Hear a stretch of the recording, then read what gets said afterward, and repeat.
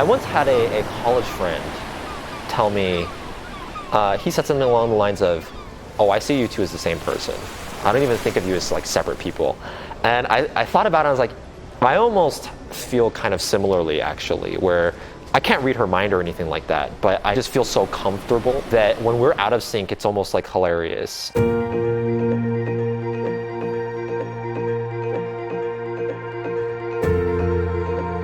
So we met in 5th grade. I transferred into the school, and I think that Golden Hill was actually like, oh man, this is really cool. Because I was entering in a little bit late, but everyone there was family because they've all been kind of in the same class together since like 3rd grade. So like whenever there's a new kid coming into the class, it's kind of a big deal. So I remember him coming in like a couple weeks into the school year. I was like, who's this new guy? And we hit it off like cats and dogs. It was like, there were parts of it that's like innocent and cute, right? Like trying to like get a better grade than you. And then there were things just like where we were just being mean to each other. It was one of those things too, right? Where all the kids would also just be like, haha, you guys are always teasing each other. Clearly you like each other, that kind of thing. And it's like, what are you talking about? I hate her. And it was like the teasing made the rivalry more extreme, right? Like I gotta prove that I don't actually like her. I don't really remember, like, I guess there was a little bit of teasing, and then in 6th grade, one of my friends sort of planted this idea to me that he liked me, and that's why we were doing this thing. And I was like, huh, interesting thought. And that's what it was just like, maybe if we just like consider that option, right? Maybe it's not what we think it is. And I don't remember what we were talking about. This was back in the day, everyone was on Yahoo Messenger. And I think we were just chatting on Yahoo Messenger. There was a quid pro quo kind of thing of like, hey, if I tell you a secret, then you gotta tell me a secret. And there's no way the secret I told her was anywhere near the secret she told me, because she was basically like, oh, I like you, by the way.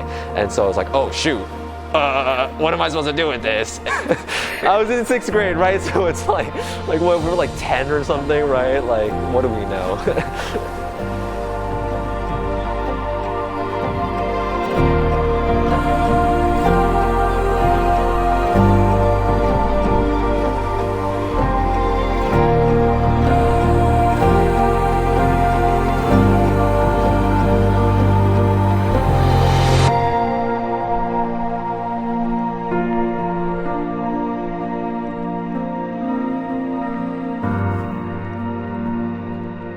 Yeah, we've had, I mean, such a long relationship. I think with everything, it was a gradual thing. And I think it was just, as time went on, you know, we went to new schools, many new schools, met a lot of new people, and I think that bond just kept getting stronger. And we just kept getting closer, we kept growing up together. I think it was never really a question for us if we would stay together. Eventually for college, we ended up having to go long distance, and that's, I think, a huge test in anyone's relationship. And I think we thought about like going to the same college, but in the end, overall, I'm glad we went to different schools because it sort of like let us develop as adults a little bit on our own. And I think having that reference point and seeing how all my friends were kind of going through life, it really made me realize how special of a connection that Vivian and I had. So it's not like I don't think there's any one specific moment like, oh, she's the one, you know? It's just building that trust over time.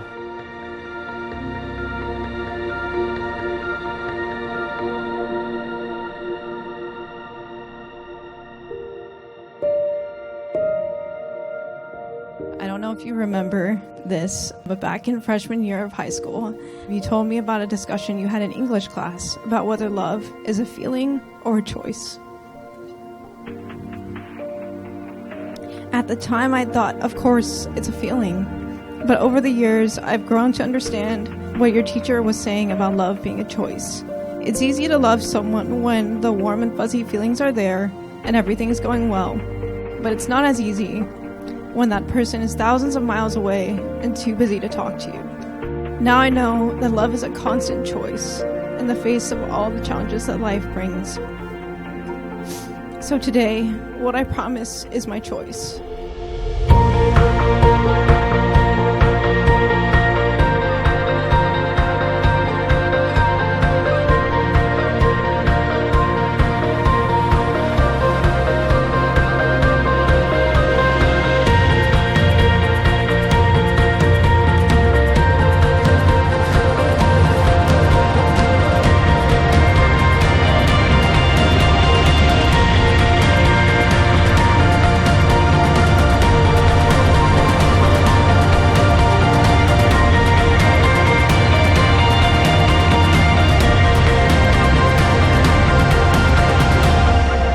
were together for a really long period of our lives, and then we were apart for a really long period of our lives as well. And I think that this is also a moment that I think marks another change in our relationship, where we're ending our long distance relationship, we're coming back together again. And it felt like we know we're in this for the long haul. And now it's really about kind of seeing our history and saying, hey, this is a special moment for our family, for our friends. And I think for me, there isn't a specific thing in particular that's like, I get to do this now that I'm married with Vivian. It's the fact that I can do it all with her.